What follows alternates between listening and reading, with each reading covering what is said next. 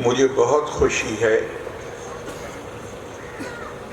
آج آپ کی اس کانووکیشن میں شامل ہو کر، اور کانووکیشن کے مقرر کا یہ خوشگوار فریضہ ہوتا ہے کہ وہ ان طالب علموں کو جن کو آج ڈگریاں دی گئی ہیں یا اعزازات دیے گئے ہیں، وہ ان کو مبارکباد دے سکیں۔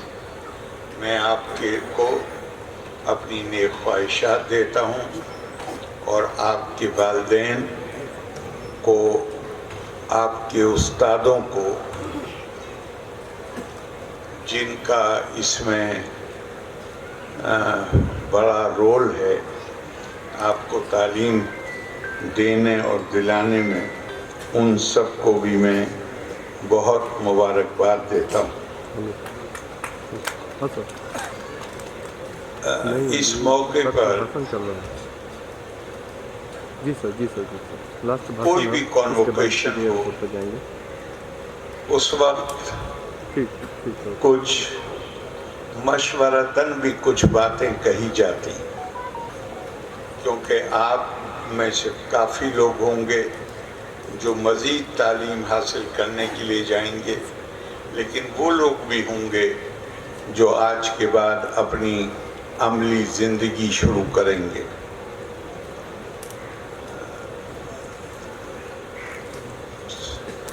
جو بات میں آپ سے کہنا چاہتا ہوں وہ یہ ہے کہ خدا کی مخلوق، انگریزی میں اسپیشیز کہتے ہیں، ہر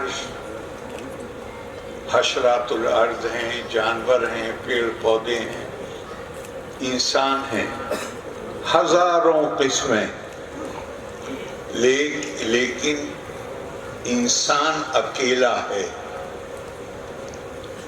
جس کو قدرت نے عقل دی ہے، شعور دیا ہے، سوچنے سمجھنے کی طاقت دی ہے۔ تو دوسرے جو زندہ چیزیں ہیں، اور ان میں اور آپ میں ایک فرق قدرت نے پیدا کیا۔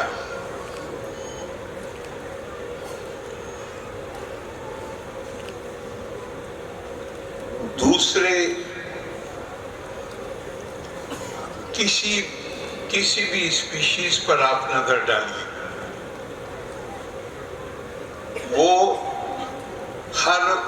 ہر ایک ان میں سے اپنے لیے جیتا ہے۔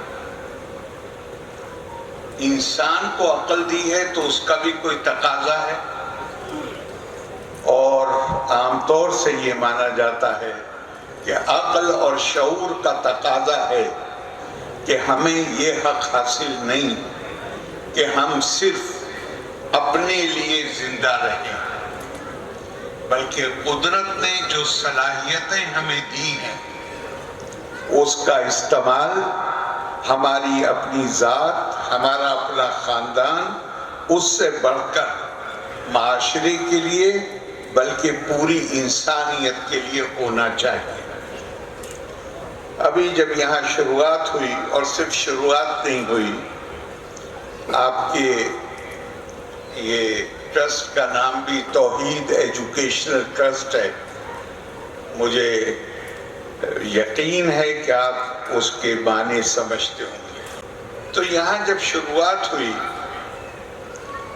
سورہ رحمان کے علاوہ پہلے الحمد کی کچھ لائنیں پڑھی گئیں۔ یہ قرآن حکیم کی وہ صورت ہے، آپ لوگوں نے مجھ سے زیادہ اس معاملے میں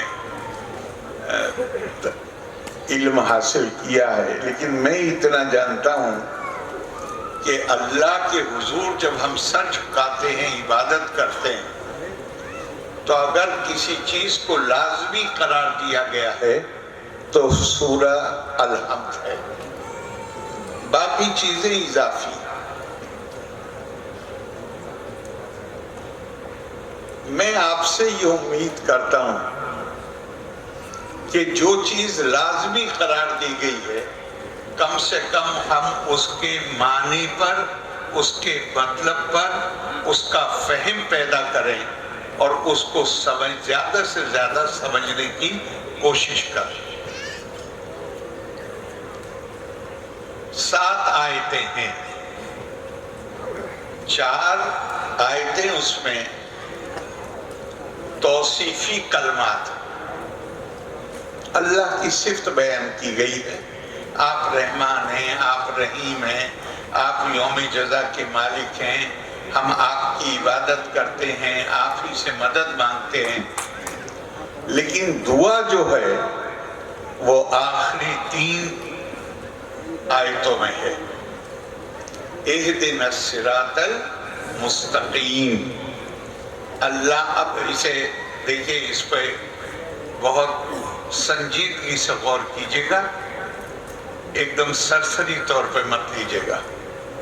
اہدنا الصراط المستقیم، اللہ ہمیں سیدھا راستہ دکھائیے۔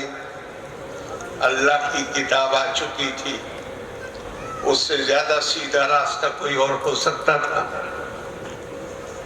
تو اگلی آیت ہونی چاہیے تھی، وہ راستہ جو آپ نے قرآن حکیم میں ہمیں بتا دیا وہ نہیں۔ کیا ہے؟ صراط الذین انعمت علیہم، یا اللہ ان کا راستہ جن پر آپ کی نعمتیں نازل ہوئی ہیں، اور اللہ کی نعمتیں نازل ہونا بند نہیں ہوئی ہیں، آج بھی ہو رہی ہیں، آگے بھی ہوں گی۔ تو ہم دعا کیا مانگ رہے ہیں؟ ہم ان کے راستے پہ چلیں، اور وہ بتایا نہیں وہاں۔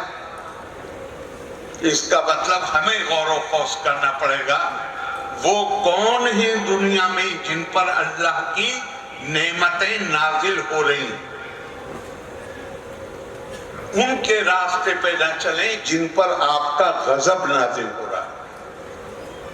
کیا ہم غور کرنے کے لیے تیار ہیں؟ کہاں نعمتیں؟ اور دھیان رکھیے گا، بلن تجد لسنت اللہ تبدیلا، اللہ کے طریقے بدلتے نہیں ہیں۔ اس اونچی بلڈنگ سے آپ چھلانگ 10,000 سال پہلے لگاتے تو بھی ہاتھ پیر ٹوٹتے، اور آج لگائیں گے تو بھی ہاتھ پیر ٹوٹیں گے۔ تو کیا کہا؟ یہ اصول ہے۔ کامیابی کن کے لیے ہے؟ جو ان قوانین پر جو بدلتے نہیں ہیں ان پر عمل کر رہے ہیں، اور ان پر نعمتیں نازل ہو رہی ہیں۔ تو ہماری ذمہ داری یہ ہے یا نہیں ہے کہ ہم دنیا میں نظر ڈالیں کہ کون کامیاب ہیں، جن کے اوپر اللہ کی نعمت نازل ہو رہی ہے، ان کی زندگیوں کا مطالعہ کریں، اور اس میں جو چیز ہمیں لگتی ہے کہ یہ ان کی کامیابی کی ضمانت ہے، اس چیز کو ہم حاصل کرنے کی کوشش کریں۔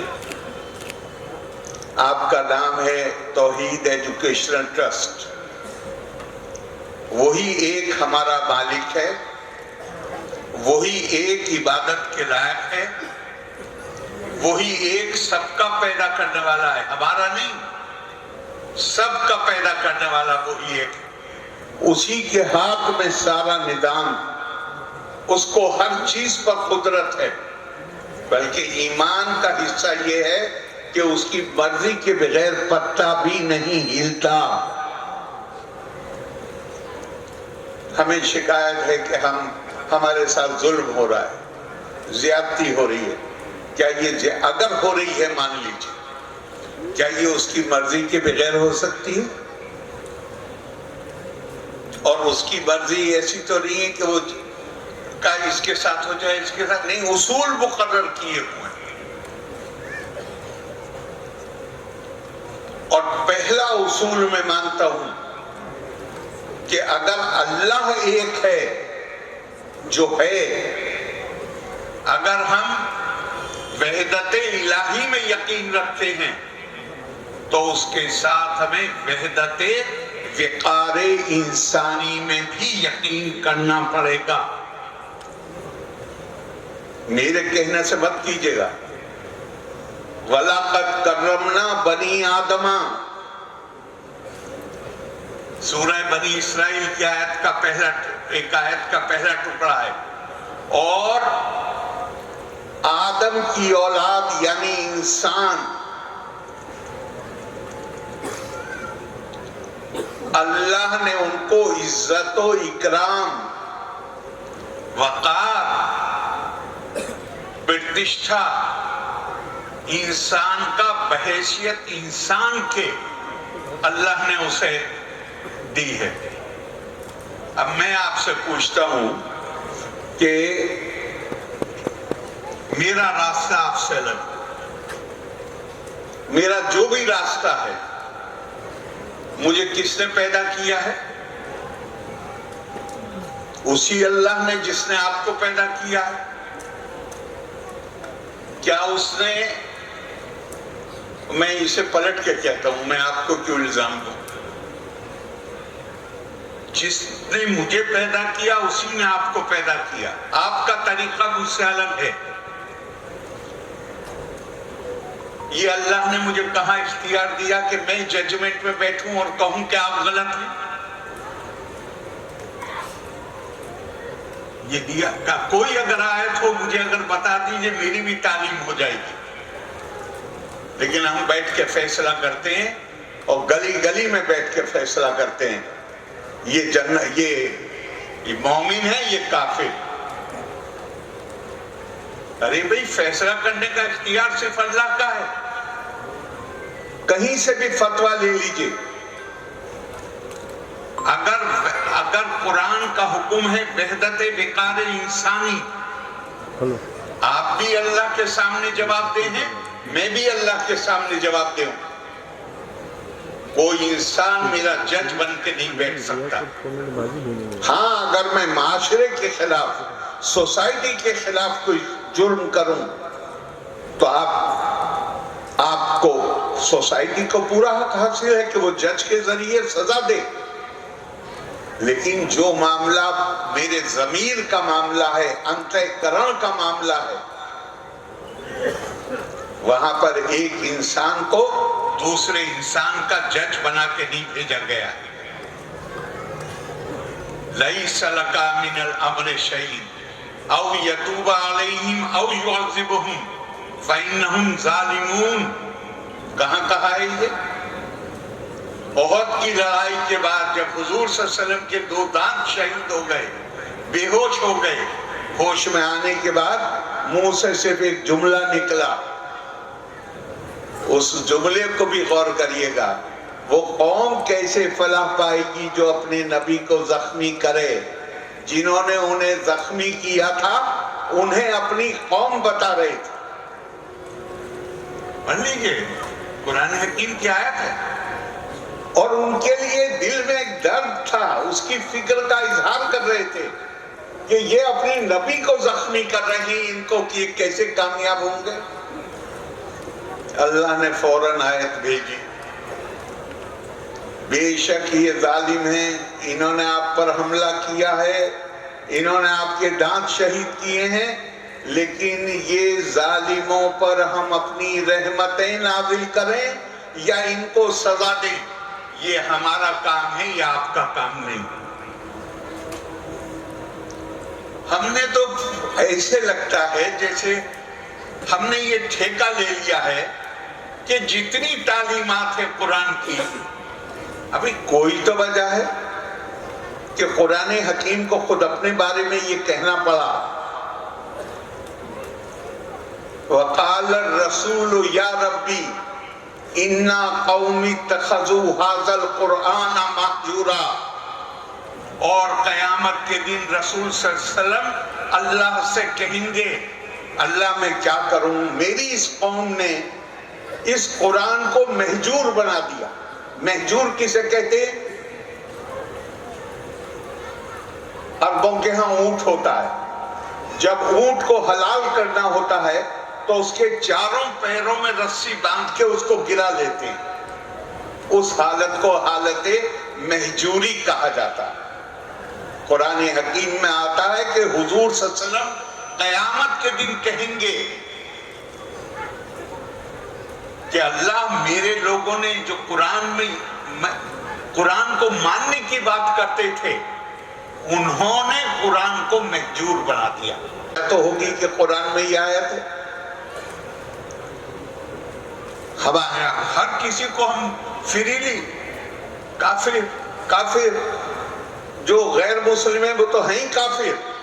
دیوبندی بریلوی کو کافر کہتا ہے، بریلوی دیوبندی کو کافر کہتا ہے، دونوں مل کے اہل حدیث کو کافر کہتے ہیں، تینوں مل کے شیعہ کو کافر کہتے ہیں، چاروں نے مل کے ایک فرقے کو باہر نکال دیا، چونکہ وہاں میجورٹی تھی۔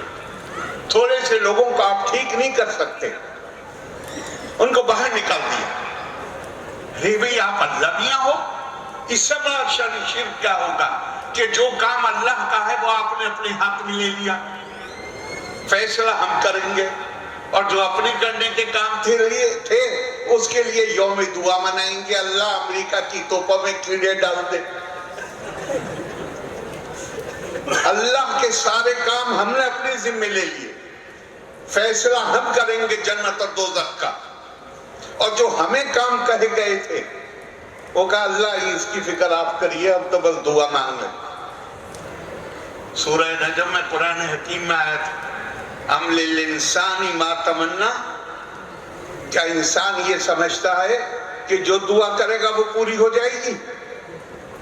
اور 4-5 آیتوں کے بعد آیت آتی ہے، آپ اس سے بہتر جانتے ہیں، وَأَنَّا لَيْسَ لِلْإِنسَانِ إِلَّا مَا سَعَى، ہرگز نہیں، تم مانگتے رہو دعائیں، ہرگز نہیں انسان کو وہ ملے گا جس کے لیے وہ جی توڑ محنت کرے گا، کوشش کرے گا، خون پسینہ ایک کرے گا، وہ ملے گا انسان۔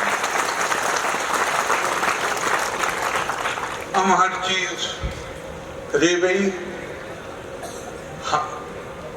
ہم صرف اکیلے ہم نہیں ہیں اللہ کی مخلوق، اللہ کے لیے تو سب برابر ہیں۔ حضرت ابراہیم علیہ السلام ان کی یہ مسئلہ تھا کہ وہ اکیلے کھانا نہیں کھا پاتے تھے، اگر کوئی مہمان نہ ہو تو سڑک پہ جا کے کھڑے ہو جاتے تھے اور کسی کو پکڑ کے لے آتے تھے، لے آئے کسی کو پکڑ کے۔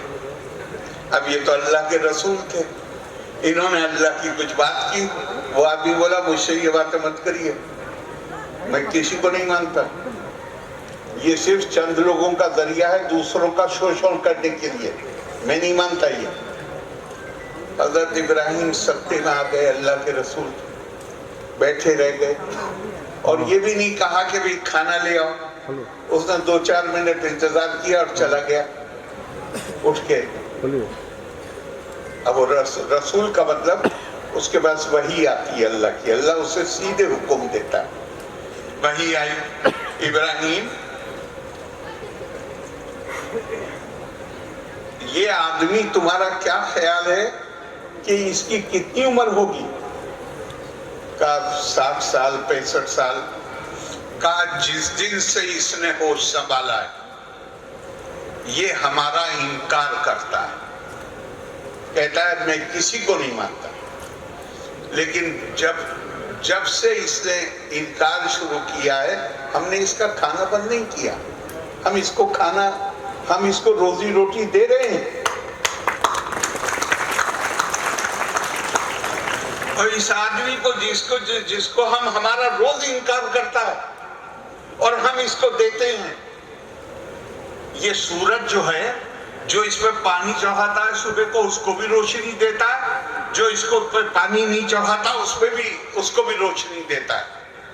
تو اللہ نے کہا کہ ابراہیم ہم تو اسے روز کھانا دیتے ہیں، تم ایک وقت نہیں دے پائے؟ تو بولے حضور اس نے ایسی بات کہی کہ میں سکتے میں آ گیا اور میں بھول گیا۔ کہا کہ کیسے ہو تم اسے ایک وقت کھانا نہیں کھلا سکے؟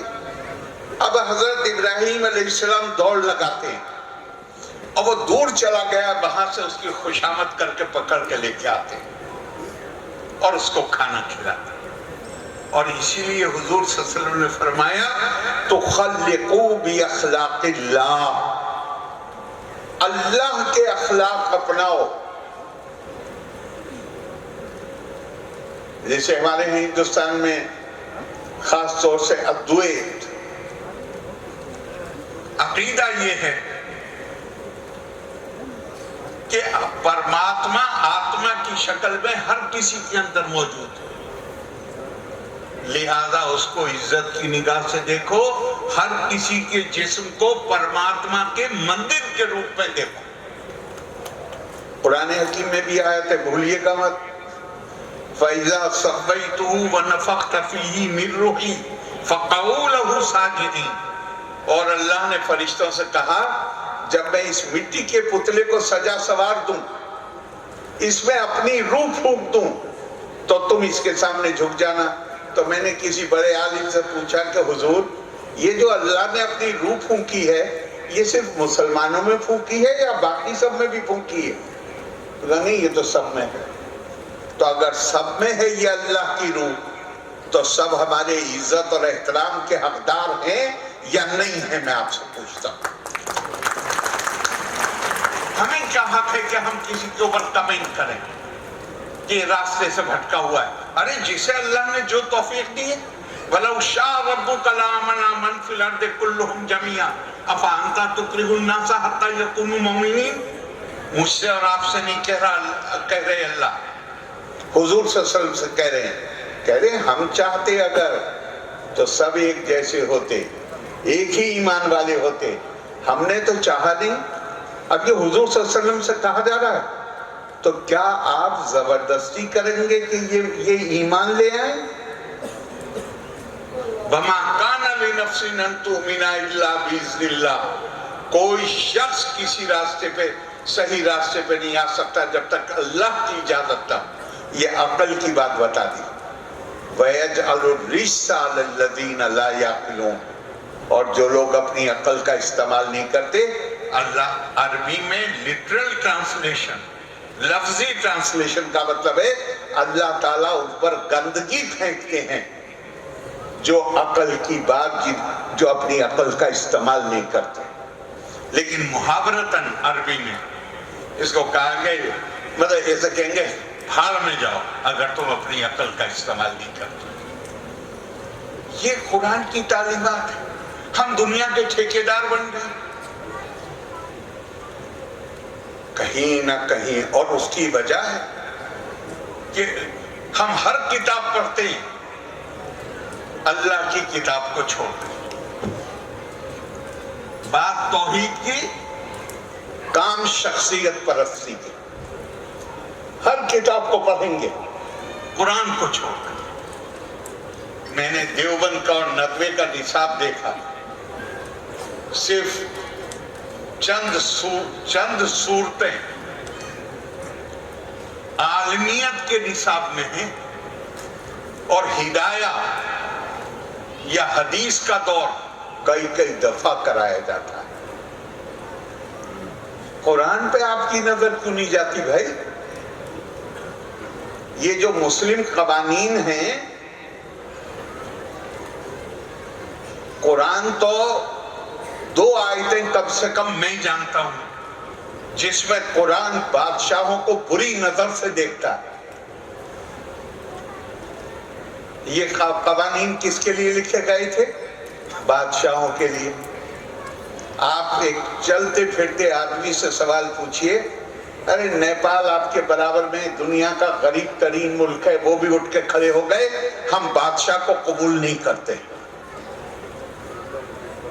اور اللہ نے آپ کو ساری دولت سے نوازا ہے ان ملکوں کو، لیکن ہر جگہ یا تو بادشاہ سلامت ہے یا گریٹ لیڈر، جن کا پھر گریٹ لیڈر کا بیٹا گریٹ لیڈر ہو جاتا ہے، پھر اس کا بیٹا گریٹ لیڈر ہو جاتا ہے. کیا ہے بھائی؟ کہیں دنیا کی شکایت کیا ہے؟ آپ کو یاد ہوگا، لا تسبوا الدہر، یہی ہے. اگلا جملہ کیا ہے؟ انا من الدہر وقت کو کبھی برا مت کہنا، وقت تو میں ہوں۔ اللہ کہتے ہیں کہ اللہ کے ناموں میں ایک نام ہے الدہر۔ تو اللہ کا ایک حدیث میں آتا ہے کہ اللہ کہتے ہیں مجھے برا لگتا ہے جب میرے بندے مجھے گالی دیتے ہیں۔ کہا اللہ آپ کو کیسے گالی دیں گے؟ کہا جب وقت کو برا کہتے ہیں، وقت تو میں ہوں۔ اگر قرآن کی تعلیمات پر جائیں گے تو اگر آپ پر مشکل وقت ہے تو آپ کے ذہن میں قرآن کی وہ آیت آئے گی جہاں یہ کہا گیا ہے جب تمہاری بدعمالیاں حد سے آگے گزر جائیں گی تو ہم تمہارے اوپر ظالموں کو نہیں کہا ہے، کہا ہم اپنے ایسے بندے مسلط کریں گے جو تمہارے گھروں تک نہ گھس جائیں گے۔ پھر انسان اپنی اصلاح کی کوشش کرے گا۔ لیکن اگر آپ ہر وقت روتے رہیں گے، شکایت کرتے رہیں گے ہمارے ساتھ زیادتی ہو رہی ہے، ارے ویسے ہی یہ ملک 47 میں اس کے 2 ٹکڑے کرائے، ویسے ہی خود اعتمادی ختم ہو گئی، اب جو بچی کچی ہے وہ روزانہ انہیں بتاؤ تم مظلوم ہو، تم مظلوم ہو، تمہارے اوپر ظلم ہو رہا ہے، جو بچی کچی ہے وہ بھی ختم ہو جائے۔ دین حکومت کی طاقت کے سہارے نہیں چلتا ہے۔ قرآن حکیم کی آیت ہے، آپ مجھ سے بہتر سمجھیں گے، تِلْكَ الدَّارُ الْآخِرَةُ نَجْعَلُهَا لِلَّذِينَ لَا يُرِيدُونَ عُلُوًّا فِي الْأَرْضِ وَلَا فَسَادًا وَالْعَاقِبَةُ لِلْمُتَّقِينَ۔ مسلمان کی سب سے بڑی خواہش کیا ہے؟ میں مرنے کے بعد جنت میں جاؤں، یہی ہے نا سب سے بڑی خواہش، مغفرت ہو جائے۔ قرآن کہہ رہا ہے تِلْكَ الدَّارُ الْآخِرَةُ، جنت تو ہم نے صرف ان کے لیے بنائی ہے جو دنیا میں بڑائی کا ارادہ ہی نہیں کرتے۔ ہمیں بتایا جاتا ہے کہ اگر حکومت میں نہیں ہوں گے، کل کو حجاب پہننے والی لڑکی پرائم منسٹر بنے گی۔ ارے بھئی پرائم منسٹری میں مغفرت ہے کیا؟ پرائم منسٹری میں جنت ملے گی کیا؟ حضور صلی اللہ علیہ وسلم کے پاس تو 2 قریش کے ان کے اپنے بھتیجے آتے ہیں اور کہتے ہیں، اس زمانے میں تو کوئی نوکریاں تھی نہیں، ایک ہی نوکری تھی، زکوٰۃ اکٹھا کرنے والوں کو کچھ تنخواہ دی جاتی تھی۔ دونوں آتے ہیں حضور صلی اللہ علیہ وسلم سے کہتے ہیں کہ حضور ہماری شادیاں بھی نہیں ہوئی ابھی، اگر ہمیں عامل مقرر کر دیا جائے تو ہماری شادیاں بھی ہو جائیں گی، ہماری روزی روٹی چلے گی۔ حضور کا جواب سنیے، حضور صلی اللہ علیہ وسلم نے فرمایا، اور بخاری میں دیکھ لیجئے، حضور صلی اللہ علیہ وسلم نے فرمایا جو عہدے کا طلبگار ہو اسے ہم عہدہ نہیں دیتے۔ اپنے بھتیجوں کو کہا جو عہدے کا طلبگار ہو اسے ہم عہدہ نہیں دیتے۔ اور اللہ نے کیا کہا؟ کہا جو زمین میں بڑائی کا ارادہ کرے گا اس کے لیے جنت کا گھر نہیں ہے۔ ارے نماز کاہے کے لیے بھائی؟ میں زمین میں سر لگاتا ہوں، اس ملک کی زبان استعمال کروں تو میں ماتھا ٹیکتا ہوں۔ کیا احساس پیدا ہونا چاہیے؟ میں کچھ بھی نہیں ہوں، میری کوئی حیثیت نہیں ہے، چاہے اللہ کی کتنی بھی نعمتیں میرے اوپر ہوں، لیکن میں اتروں یہاں، ٹھوکر لگے پتہ چلا ابھی ختم، یہ ہے حیثیت میری۔ تو نماز کاہے کے لیے ہے؟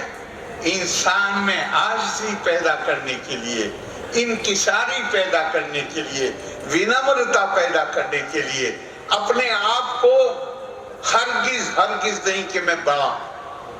کون بڑا ہے؟ اس کے علاوہ کوئی اور بڑا ہے کیا؟ لیکن میں کہنا نہیں چاہتا کبھی، بلکہ مجھے یاد آ گیا، یہاں سے سمجھ لیجئے، مجھ سے مت کہلوائیے۔ ایک عام طور سے نماز میں ہم قرآن کے کچھ حصے پڑھتے ہیں، تو کچھ آیتیں قرآن کی سورتیں ایسی ہیں جو بہت چھوٹی، تو نماز میں پڑھنے کے لیے عام طور سے یاد ہوتی ہیں لوگوں کو۔ ایک سورت ہے ماعون. کیا خوبصورت بات کہی. سبھی خوبصورت ہے لیکن کیا کمال کی بات کہی کہ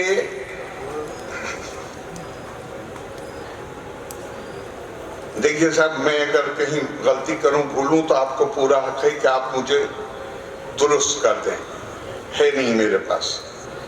اَرَأَيْتَ الَّذِي يُكَذِّبُ بِالدِّينِ، کیا تم اس کو دیکھتے ہو جو دین کو جھٹلاتا ہے؟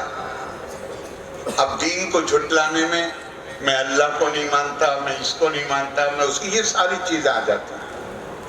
عام طور سے لوگ یہ سمجھتے ہیں. تھوڑی دیر کے لیے میں جنرلی کہتا ہوں، ایک آدمی مندر کے سامنے کھڑے ہو کے کہے، جس کا بھی مندر ہو کہ میں اسے نہیں مانتا، تو آپ اسے کیا کہیں گے؟ جھٹلانا کہیں گے کہ وہ کہتا ہے کہ میں مانتا ہی نہیں، ڈینائی کرتا ہوں، جھٹلاتا ہوں. تو قرآن کہہ رہا ہے کہ بھئی تم نے اسے دیکھا ہے جو دین کو جھٹلاتا ہے؟ یہ کون ہے؟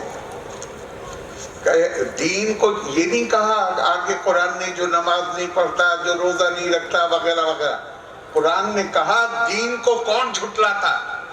کہا فَذَلِكَ الَّذِي يَدْعُ الْيَتِيمَ، جو یتیم کو، بے سہارا کو دھکا مارتا، وہ ہے دین کو جھٹلانے والا. وَلَا يَحُضُّ عَلَىٰ طَعَامِ الْمِسْكِينِ، اور جو غریب کو نہ تو خود کھانا کھلاتا ہے نہ دوسروں سے کہتا ہے کہ اس غریب کو کھانا کھلاتا، وہ ہے دین کو جھٹلانے والا. اور اگلا کہا فَوَيْلٌ لِّلْمُصَلِّينَ. میری خواہش تھی کہ میں آپ سے کہتا کسی سے کہ اس کا ترجمہ کر دیجئے. اور تف ہے نماز پڑھنے والوں پر، بے نمازیوں پہ نہیں کہا. تف ہے نماز پڑھنے والوں پر. نماز جا رہے ہیں، 5 وقت کی پڑھ رہے ہیں، لیکن نماز آپ کے اوپر کیا ذمہ داریاں عائد کرتی ہے اسے نہیں جانتے. تو کہا فَوَيْلٌ لِّلْمُصَلِّينَ الَّذِينَ هُمْ عَنْ صَلَاتِهِمْ سَاهُونَ، جو نماز کے تقاضوں سے واقف نہیں ہیں کہ نماز تو پڑھی لیکن نماز پڑھنے کے بعد مجھے کن چیزوں کے تئیں احساس مضبوط ہونا چاہیے، اس کا کوئی احساس نہیں. الذین ہم یراؤن، یہ نماز پڑھنے والے وہ ہیں جو یہ تو چاہتے ہیں کہ لوگ انہیں نماز پڑھتے ہوئے دیکھیں. یہ خاص بات ہے. یراؤن، وہ نماز پڑھتے ہوئے دیکھنا چاہتے ہیں. وَيَمْنَعُونَ الْمَاعُونَ، اور کسی کی خاص طور سے اپنے پڑوسی کی چھوٹی موٹی ضرورت میں بھی کام نہیں آتے. یہ ہیں لوگ جو دین کو جھٹلاتے ہیں. اب پوری ڈیفینیشن ہی بدل جائے گی. ہمارے عام آدمی کو تو کچھ اور بتایا گیا. تو یہ باتیں میں نے آپ سے اس لیے عرض کریں کہ مجھ سے روکا نہیں جا رہا. میں معافی چاہتا ہوں مطیع الرحمان صاحب، ہرگز بھی آپ کو مشورہ نہیں دے رہا ہوں، صرف آپ کا دھیان کھینچ رہا ہوں قرآن کی ایک آیت کی طرف. اگر آپ اس پر غور فرمائیں تو میں آپ کا بہت ممنون ہوں گا. مدینے میں، اور یہ سب کتابوں میں لکھا ہوا ہے، مدینے میں کچھ عرب ایسے تھے جو اپنی غلام عورتوں سے پیشہ کراتے تھے. اب ایک باعزت خاتون نکل کے جا رہی، کسی نے اس کا دوپٹہ کھینچ لیا، کسی نے اس کی شرٹ کھینچ لی. وہ ناراض ہوئی، یا اس کے خاندان والے، وہاں تو لڑائی پہ بہت جلدی آباد ہو جاتے ہیں. تو اگر وہ لڑائی کی نوبت آئی تو یہ لوگ جو ایک خاص قسم کے لوگ ہوتے ہیں جو محلوں میں باہر بیٹھے رہتے ہیں، کوئی کام دھندا نہیں ہوتا انہیں، وہ یہ حرکت کرتے تھے. تو وہ اب اپنے بچاؤ میں یہ کہتے تھے کہ ہم نے تو اس خاتون کو، ہمیں یہ پتہ نہیں تھا یہ کس خاندان کی ہے، ہم نے تو اس کو وہ سمجھا جن سے پیشہ کرایا کرایا جاتا تھا، اور یہ سب کتابوں میں ہے، سیرت کی کتابوں میں ہے، حدیث کی کتابوں میں۔ ہم نے وہ سمجھا، مطلب اپنا بچاؤ یہ کہہ کے کرتے تھے کہ ہم نے اسے کچھ غلط فہمی میں کر دیا۔ اب اس پر ایک آیت نازل ہوئی، 33ویں سورت کون سی ہے؟ شاید آپ کو پتا ہو، 33ویں سورت میں 33 میں 59 نمبر کی آیت، یا ایھا النبی قل لازواجک و بناتک و نساء المؤمنین، اے رسول صلی اللہ علیہ وسلم اپنی بیویوں سے، اپنی بیٹیوں سے اور بلیونگ ویمن جو ایمان لائی ہیں عورتیں، ان سے آپ یہ کہیے کہ یدنینا علیہن من جلابیبہن، کہ جب وہ باہر نکلیں تو اپنے جسم پر جلابیب، عورتوں کا وہ کپڑا کرتا جسے اوپر پہنا جاتا، اس کو اس کے ساتھ وہ اپنے کپڑوں کے اوپر ڈال دیں، مطلب جو نارمل کپڑے پہنے وہ پہنے، اور اس کے اوپر جلابیب۔ اب جلابیب کیا ہے اس پہ بہت دن بحث ہوئی، لیکن ابن اسحاق میں بالکل صاف لکھا ہوا ہے کہ حضرت جبرائیل علیہ السلام پہلی وحی کے بعد جب حضور صلی اللہ علیہ وسلم پریشانی کی حالت میں تھے اور حضور صلی اللہ علیہ وسلم یہ سوچ رہے تھے کہ کوئی آصف تو نہیں ہے، تو حضرت خدیجہ کے لیے لکھا ہے کہ اگر یہ فرشتہ ہوگا تو میں اپنا جلابین اتارتی ہوں، پھر یہ یہاں نہیں رکے گا، غیر عورت کو نہیں دے گا۔ تو اس سے پتہ چل جاتا ہے کہ اوپر کے کپڑے کو جلابین کہا جاتا ہے۔ تو حضور صلی اللہ علیہ وسلم سے کہا جا رہا ہے کہ اپنی بیویوں کو، اپنی بیٹیوں کو اور جو ایمان لائی ہیں ان کو کہیے کہ جب وہ باہر جائیں تو جلابین کا استعمال کریں۔ اور اگلا جملہ خاص ہے، ذَلِكَ أَدْنَىٰ أَن يُعْرَفْنَ فَلَا يُؤْذَيْنَ، ایسا کرنا ان کے لیے بہتر ہے تاکہ وہ پہچانی جا سکیں۔ اصل جملہ جو ہے وہ ہے تاکہ وہ پہچانی جا سکیں۔ وہاں پہ وہ پلی لیتے تھے کہ ہم نے انہیں پہچانا نہیں، ہم سمجھا کہ یہ دوسرے قسم کی عورت ہے، تاکہ یہ پہچانی جا سکیں اور ان کو کوئی تکلیف نہ دے۔ وَكَانَ اللَّهُ غَفُورًا رَحِيمًا، اور بے شک اللہ رحیم۔ اب قرآن کا مقصد ہرگز یہ نہیں ہے، اس آیت کو غور سے پڑھیے، کہ عورت کی شناختی مٹا دی جائے۔ ہم نے جو طریقہ استعمال کیا ہے اس میں تو اس کی کوئی شناخت ہی نہیں۔ بھائی جب میں اس کی وہ موڈیسٹی کے ساتھ بہت پروقار طریقے سے اپنا لباس پہنے، لیکن اگر اب کل کو پاسپورٹ، اگر ہم اس طرح تربیت کر رہے ہیں اپنی بچیوں کو، تو وہ پاسپورٹ بنوانے کے لیے جائے گی تو اس کو تو وہاں فوٹوگرافر کے سامنے بیٹھنے میں بے چین ہو جائے گی۔ اگر کل کو وہ IPS بن جاتی ہے ان میں سے کوئی لڑکی، تو یہ کرمنل کے پیچھے کیسے بھاگے؟ ہماری بچیاں تو اب پائلٹ بھی بن رہی ہیں، فائٹر پلین چلا رہی ہیں، دنیا کا ہر کام کر رہی ہیں۔ اور دھیان رکھیے، قرآن حکیم نے فرمایا اِلَّا تَنْفِرُوا يُعَذِّبْكُمْ عَذَابًا أَلِيمًا، اگر تم آگے نہیں بڑھو گے، غالب کا شعر ہے، ہم موحد ہیں، ہمارا کیش ہے ترک رسوم، ملتیں جب مٹ گئیں اجزاء ایماں ہو گئی۔ تو قرآن حکیم کا حکم ہے اِلَّا تَنْفِرُوا يُعَذِّبْكُمْ عَذَابًا أَلِيمًا وَيَسْتَبْدِلْ قَوْمًا غَيْرَكُمْ لَا تَضُرُّكُمْ شَيْئًا، اگر تم آگے نہیں بڑھو گے تو تمہیں سخت عذاب میں مبتلا کیا جائے گا۔ اب یہ عذاب تو مرنے کے بعد آئے گا نہیں، اسی زندگی میں۔ کہا تم جہاں بیٹھے ہو وہاں کسی اور کو لا کے بٹھا دیا جائے گا، اور اللہ کا تم کچھ نہیں بگاڑ سکتے۔ میں بہت معافی چاہتا ہوں میری عادت نہیں ہے کہ میں تالی بجوانے کے لیے یا خوش کرنے کے لیے صرف وقتی طور پہ میں باتیں کہوں. مجھے فکر ہوتی ہے کہ آنے والے دنوں میں اگر ہم ماضی سے سبق نہیں لیں گے اور آج کے ہمارے عمل وہ نہیں ہوں گے جو مستقبل بہتر بنا سکے تو ہم اپنے ساتھ ظلم کریں گے. آپ نے اتنی دیر میری بات سنی، بہت بہت شکریہ. لوکا سمستا سکھینو بھونتو. جے ہند.